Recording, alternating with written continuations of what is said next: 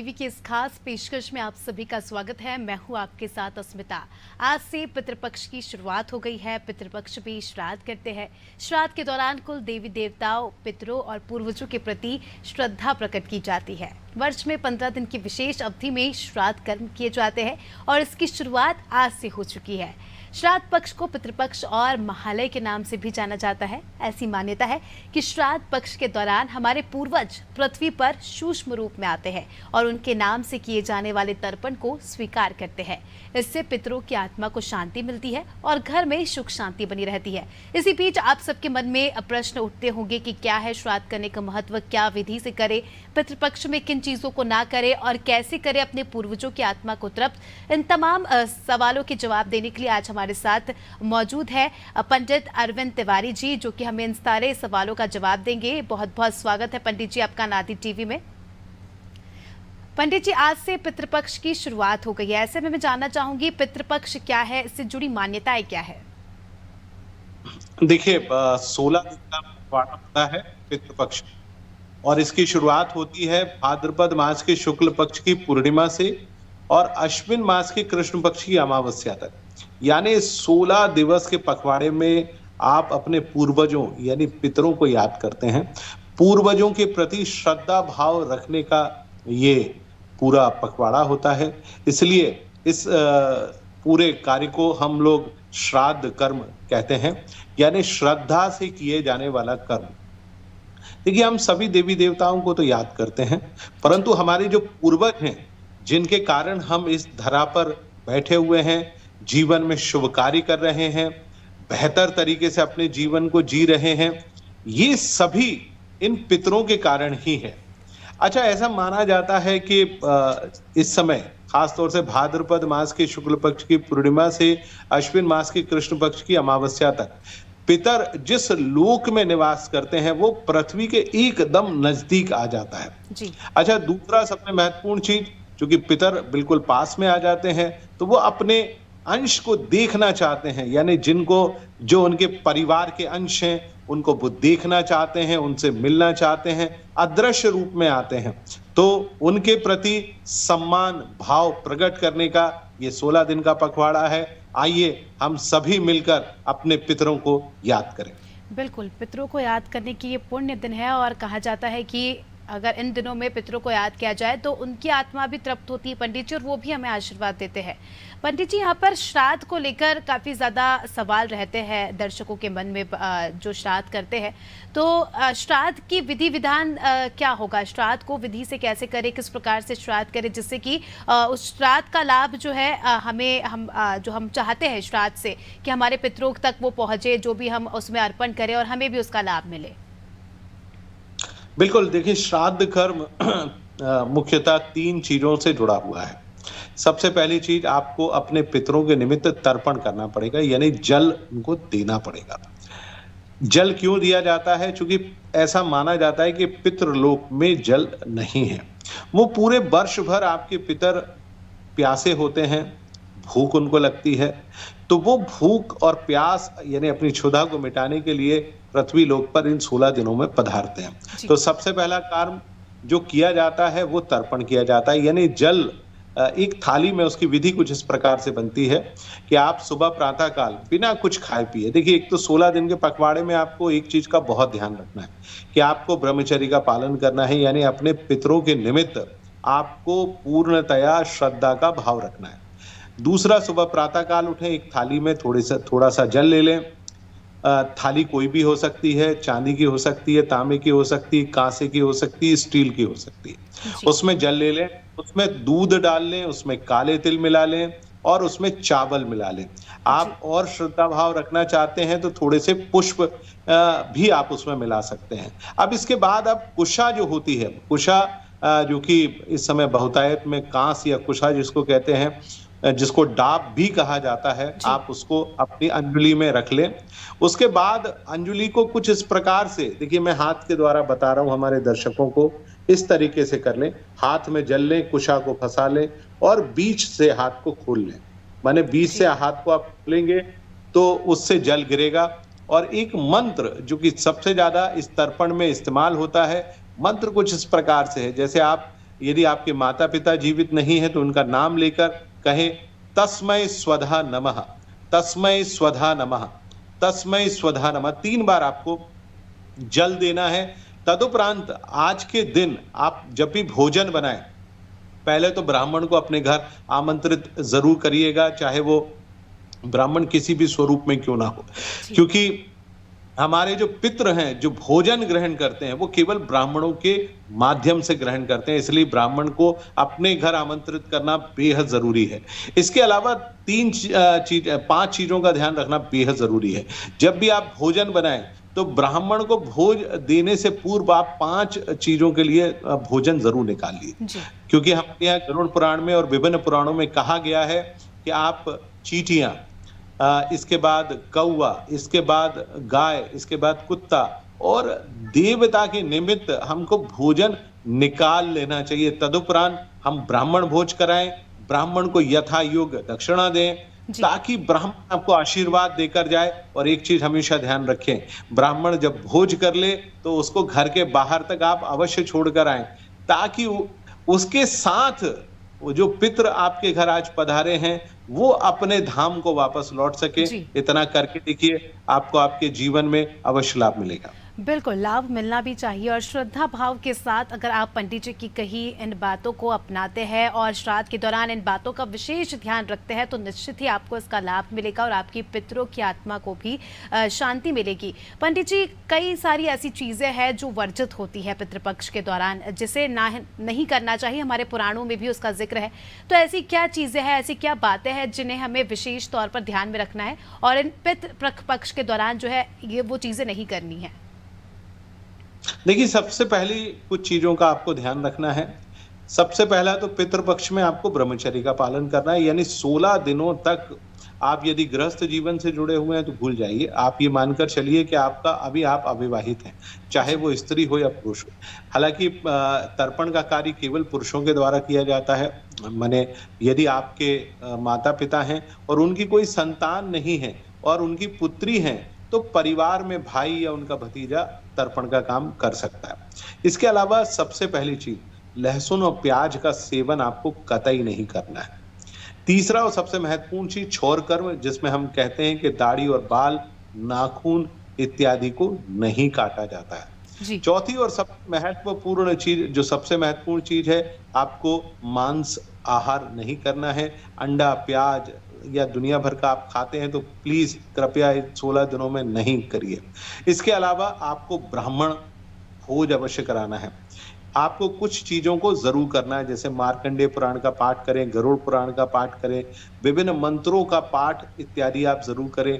और इसके अलावा जो सबसे महत्वपूर्ण चीज है, आपके जो पिताजी माताजी यदि वो जीवित हैं तो बहुत अच्छा, आज के दिन उनकी सेवा अर्चना जरूर करें। अपने हाथ से एक अन्न या कोई भी चीज जरूर आप उनको खिलाइए। यदि वो जीवित नहीं तो उनके निमित्त आप श्राद्ध कर्म करिए।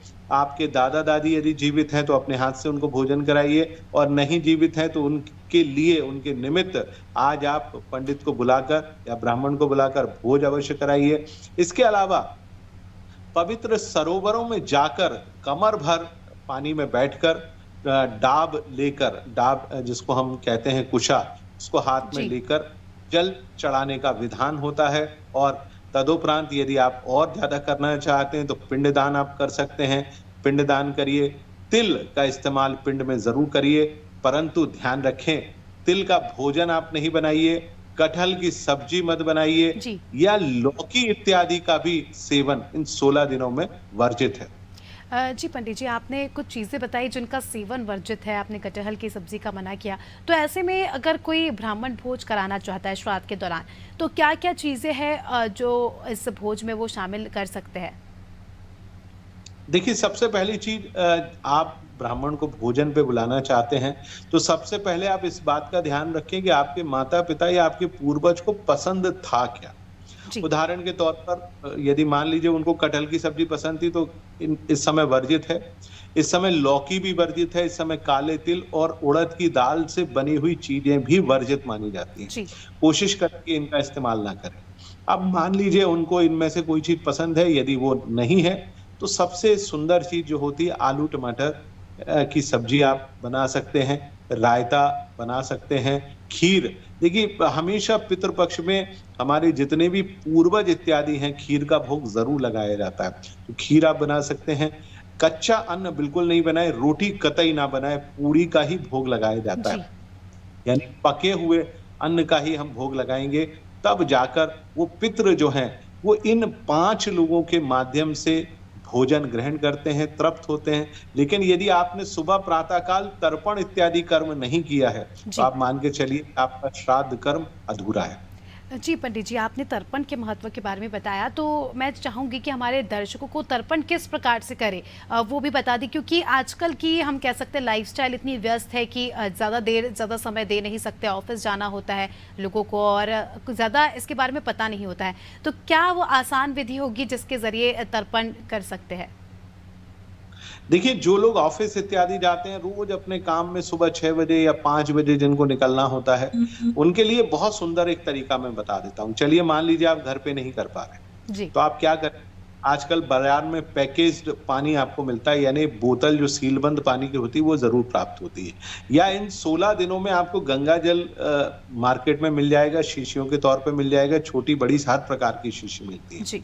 तो कोई बात नहीं, आप पैकेज बॉटल ले लें और आपको आपके स्थान पर तुरंत पहुंचना है, यानी 8 बजे ही पहुंचना है या 6 बजे पहुंचना है, तो आप एक काम करें, बिल्कुल वो पानी की बोतल को अपने साथ ले जाइए और किसी ऐसे स्थान पर जहां गमला हो या पानी पैरों को ना लगे, जी। एक उल्टे हाथ से आप बोतल के पानी को हाथ में लें, अंजुलि में भरें, अपने माता पिता का नाम लें और बोलें, तस्मै स्वधा नमः, तस्मै स्वधा नमः, तस्मै स्वधा नमः।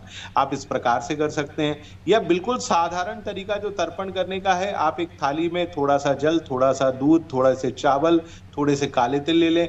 दूध चावल कुछ नहीं है, कोई बात नहीं, केवल जल ले लें और अपने हाथ की अंजुलि को कुछ इस प्रकार से भरें और बीच में से छोड़ें, तस्मै स्वधा नमः, तस्मै स्वधा नमः, तस्मै स्वधा नमः। 3 बार करके चले जाएं, मुश्किल से 3 जी। मिनट का समय नहीं लगेगा और आपका तर्पण बहुत आसानी से होगा।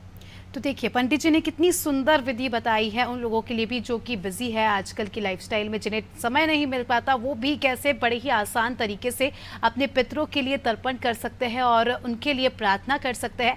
पंडित जी, कई बार हम सुनते हैं कि लोगों को ये कहते हुए कि पितृ दोष उन्हें है और उसी के चलते उनके जीवन में समस्याएं आ रही है। तो क्या इस पितृपक्ष के दौरान पितृ दोष से भी निवारण हो सकता है? अगर किसी को पितृ दोष है तो वो इस दौरान क्या कर सकते हैं? देखिए, बिल्कुल आपने बहुत सुंदर प्रश्न पूछा और पितृ दोष का निवारण केवल इन पितृपक्ष के दौरान ही होता है। जी। बहुत सारे लोगों की जन्म कुंडली में पितृ दोष माना जाता है। आप पितृ दोष को कैसे पकड़ सकते हैं? पितृ दोष का ऐसे अनुभव किया जा सकता है, जैसे उदाहरण के तौर पर आप मान लीजिए कि आपके जीवन में आप किसी भी कार्य में सफल नहीं हो पा रहे हैं, लगातार परेशान हैं। हर काम में बाधाएं उत्पन्न हो रही, संतान उत्पत्ति नहीं हो रही, संतान उत्पत्ति हो रही है तो उसका स्वभाव उतना बेहतर नहीं है, पढ़ाई में वो अकुशल है, घर में लगातार पैसे की कमी आपके यहाँ बनी हुई है, सुख शांति किसी भी स्वरूप में नहीं है, तो आप मानकर चलिए आपकी कुंडली में पितृ दोष है। जी। अब पितृ दोष का निवारण आप कैसे कर सकते हैं?